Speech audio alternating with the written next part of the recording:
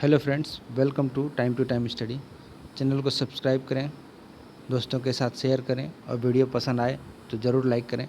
आपको अगर हेल्पफुल लगता है वीडियो तो आप इस वीडियो को ज़रूर लाइक करें। आगे बढ़ते हैं। ये जो आज का जो सेशन है ये है कुछ इम्पॉर्टेंट क्वेश्चन का। ठीक है दोस्तों, इसमें मैं कुछ जीके का और कुछ करंट अफेयर का क्वेश्चन डाला करूँगा। आज तो फ़िलहाल ये क्वेश्चन जीके के पॉइंट ऑफ व्यू से है। तो ये कैसे क्वेश्चन होंगे? ये प्रीवियस ईयर के कुछ क्वेश्चन हैं जिसको एग्ज़ाम में बार बार पूछा जाता है। ये ऐसे क्वेश्चन हैं। तो जो ये क्वेश्चन है ये कितने संख्याओं में होंगी? ये टोटल 20 से 25 की संख्या में होगी। ये 4 से 5 मिनट का वीडियो होगा जो आपके लिए बहुत ही हेल्पफुल है, आपका समय बचाएगा। ठीक है दोस्तों, तो आप इसको ज़रूर देखें। आगे बढ़ते हैं। पहला क्वेश्चन जो है वो है ऋग्वेद से। ऋग्वेद के अनुसार जो है सबसे पवित्र नदी कौन सा माना गया है? तो ये होगा ऑप्शन बी, सरस्वती। जी हाँ, गंगा नहीं होगा, ब्रह्मपुत्र नहीं होगा, ना ही यमुना होगा, ये होगा सरस्वती। ठीक है दोस्तों, क्योंकि सरस्वती का उल्लेख जो है ये ऋग्वेद में सबसे ज़्यादा आया है। और गंगा का उल्लेख कितना आया दोस्तों? सिर्फ 1 टाइम आया है गंगा का। तो जिसका सबसे ज़्यादा उल्लेख या जिसका सबसे ज़्यादा वर्णन जो है वो ऋग्वेद में किया गया है तो उसी को सबसे ज़्यादा महत्व दिया जाता है। तो जी हाँ, इसका आंसर जो है, इसका आंसर बी होगा, सरस्वती नदी। तो ऋग्वेद का सबसे पवित्र नदी कौन सा है? वो है सरस्वती नदी। आगे बढ़ते हैं। भगवान गौतम बुद्ध के काल में कितने महाजनपद थे या कितने महाशक्तियाँ थी? तो ये जो है ये 16 महाजनपद है। आप सभी ने हिस्ट्री में पढ़ा ही होगा कि 16 महाजनपद हैं। तो उसी 16 महाजनपद के बारे में इन्होंने पूछा है। आगे बढ़ते हैं। महात्मा गांधी जो है, महात्मा गांधी को जो महात्मा कहा गया वो सबसे पहले किसने कहा था? जी हाँ, जो महात्मा गांधी है, महात्मा गांधी को महात्मा कहने वाले जो व्यक्ति थे वो कौन थे? सबसे पहले महात्मा इसको किसने कहा? तो जो रविन्द्रनाथ टैगोर थे हमारे, जिन्होंने हमारा नेशनल एंथम लिखा है, तो उन्होंने ही महात्मा गांधी को सबसे पहले महात्मा कहकर संबोधित किया था। तो इसका आंसर जो है वो बी, रविंद्रनाथ टैगोर होगा। महात्मा गांधी का जन्म कहाँ हुआ? तो ये तो सभी को मालूम है कि गुजरात के पोरबंदर में हुआ है। आगे बढ़ते हैं। महात्मा गांधी जो है वो भारत वापस कब आए? जी हाँ, ये जब वापस आने की बात कर रहे हैं तो ये कहाँ से वापस आने की बात कर रहे हैं? ये साउथ अफ्रीका से आने की बात कर रहे हैं। ये साउथ अफ्रीका से वापस कब आए? तो ऑप्शन सी, ये 1915 में ये वापस आए भारत।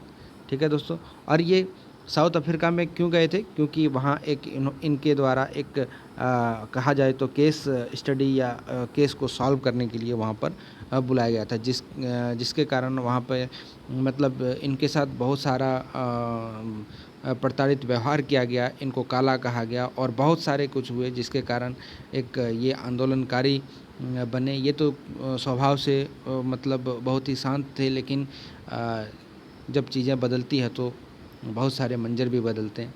तो खैर, ये जो आंसर होगा, महात्मा गांधी वापस भारत कब आए साउथ अफ्रीका से? तो ये 1915 में ये वापस आए। 6 नंबर क्वेश्चन देखते हैं। शेरे पंजाब के नाम से किसको जाना जाता है? तो शेरे पंजाब के नाम से ना ही भगत सिंह को जाना जाता है, ना ही गांधी को जाना जाता है और ना ही सरदार वल्लभ भाई पटेल को जाना जाता है। शेरे पंजाब के नाम से जाना जाता है ऑप्शन नंबर 2, लाला लाजपत राय। जो मुस्लिम लीग पार्टी है, ठीक है दोस्तों, मुस्लिम लीग पार्टी है, इसका स्थापना कब किया गया? तो इसका जो आंसर है इसका होगा ऑप्शन नंबर 2, 1906, मतलब 1906। ठीक है दोस्तों, ये सब ऑप्शन इसका नहीं होगा, ये आंसर होगा 1906 में इसकी स्थापना की गई। किसकी स्थापना की गई 1906 में? तो मुस्लिम लीग पार्टी की स्थापना कब की गई? तो साल 1906 में इसकी स्थापना की गई। आगे बढ़ते हैं। जामा मस्जिद का निर्माण किसने करवाया? तो जो इसका आंसर होगा ये होगा ऑप्शन नंबर 3 शाहजहाँ।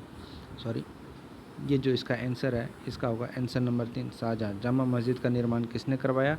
तो तीसरा नंबर ऑप्शन शाहजहाँ ने करवाया। जी हाँ, कब करवाया?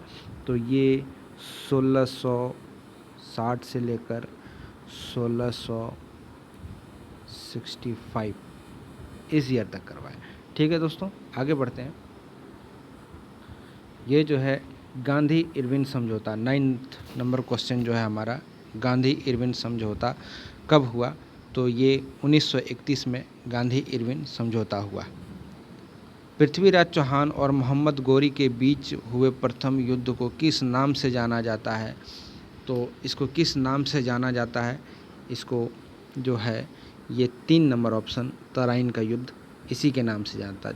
पृथ्वीराज चौहान और मोहम्मद गोरी के बीच में जो प्रथम युद्ध हुआ था इसको तराइन के युद्ध के नाम से जाना जाता है। ठीक है दोस्तों, आगे बढ़ते हैं। मुग़ल साम्राज्य के अंतिम शासक कौन थे? तो मुग़ल साम्राज्य का जो अंतिम शासक था वो था बहादुर शाह द्वितीय। जी हाँ, यहाँ पे लास्ट नहीं हुआ था, औरंगजेब लास्ट नहीं है। बहुत कोई कन्फ्यूजन में रहते हैं कि औरंगजेब जो है वो लास्ट मुग़ल एम्परर था, लेकिन नहीं, इसके बाद जो है बहादुर शाह द्वितीय ये सब आए, तो इसमें से एक है बहादुर शाह। तो ऑप्शन नंबर 3 मुग़ल साम्राज्य का अंतिम शासक बहादुर शाह सेकेंड है। आगे बढ़ते हैं। निम्नलिखित में से कौन सर्वप्रथम भारत आए? भारत सबसे पहले कौन आया? मतलब जब मॉडर्न हिस्ट्री शुरू होता है, मॉडर्न हिस्ट्री जब शुरू होता है तो मॉडर्न हिस्ट्री में सबसे पहले हम क्या पढ़ते हैं? जो सबसे पहले हम लोग पढ़ते हैं वो पढ़ते हैं पुर्तगालियों के बारे में। तो पुर्तगाली आए थे सबसे पहले भारत। तो जो है भारत की खोज किसने की? वो किया वास्को डी गामा ने। तो वास्को डी गामा भी कौन थे? एक पुर्तगीज थे। ठीक है दोस्तों, आगे बढ़ते हैं। भारत पर सर्वप्रथम विदेशी आक्रमण करने वाला जो है कौन है? सर्वप्रथम जो भारत में विदेशी आक्रमण किया और वह कौन है? तो सर्वप्रथम जो विदेशी आक्रमण करने वाला है वो है मोहम्मद बिन कासिम। ऑप्शन नंबर 2 मोहम्मद बिन कासिम है सर्वप्रथम आक्रमण करने वाला, जो कि भारत के नहीं थे। सिकंदर महान और जो पोरस है उसके बीच जो युद्ध हुआ उस युद्ध का नाम क्या था? तो उस युद्ध का नाम हाइडपस की लड़ाई कहते हैं। ये जो ऑप्शन नंबर 1 है हाइडपस की लड़ाई, इसे यही जो है वो सिकंदर महान और पोरस के बीच जो लड़ाई हुआ था वो इसी नाम से जाना जाता है। आगे बढ़ते हैं। पानीपत का पहला युद्ध कब हुआ? पानीपत का जो पहला युद्ध है वो 1526 में हुआ। पानीपत का पहला युद्ध कब हुआ? तो पानीपत का जो पहला युद्ध है 1526 में हुआ। भारत में तुगलक वंश के बाद जो वंश आया उस वंश वो कौन सा वंश था? भारत में तुगलक वंश के बाद कौन सा वंश आया? तो भारत में तुगलक वंश के बाद ऑप्शन नंबर 2 सैयद वंश आया। रज़िया सुल्तान जो थी वो किस वंश की थी? रज़िया सुल्तान जो थी वो ऑप्शन नंबर 3 गुलाम वंश थी। और रज़िया सुल्तान जो थी तो वो किसकी बेटी थी? तो वो इल्तुतमिश की बेटी थी। ठीक है दोस्तों, ये किसकी बेटी थी? ये इल्तुतमिश की बेटी थी। और ये इल्तुतमिश के डेथ करने के बाद अपना शासन या बागडोर इन्होंने ही संभाला था। 18 नंबर क्वेश्चन देखते हैं। गुलाम वंश के संस्थापक कौन थे? तो जो गुलाम वंश के संस्थापक है वो कुतुबुद्दीन है। ठीक है दोस्तों, जो 2 नंबर जो है इसका कुतुबुद्दीन ऑप्शन में, ये गुलाम वंश के संस्थापक कुतुबुद्दीन ऐबक है, इल्तुतमिश नहीं है। ठीक है दोस्तों, जबकि इल्तुतमिश खुद एक गुलाम वंश के काल में ये शासक रह चुके हैं। तो जो ऑप्शन है इसका वो पूछा गया है कि संस्थापक कौन है। याद रहे गुलाम वंश का संस्थापक कौन है? तो ऑप्शन नंबर 2 इल्तुतमिश है, कुतुबुद्दीन ऐबक है। ठीक है दोस्तों, आगे बढ़ते हैं। गांधी जी ने अपनी कानून की पढ़ाई किस देश में की?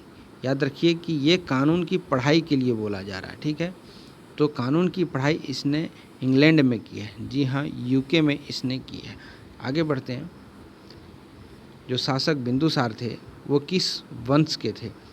क्या वो गुप्त वंश के थे, नाग वंश के थे, नंद वंश के थे? नहीं, ये मौर्य वंश के थे। तो जो शासक बिंदुसार जो है वो मौर्य वंश का। और बिंदुसार के पिता का नाम क्या है?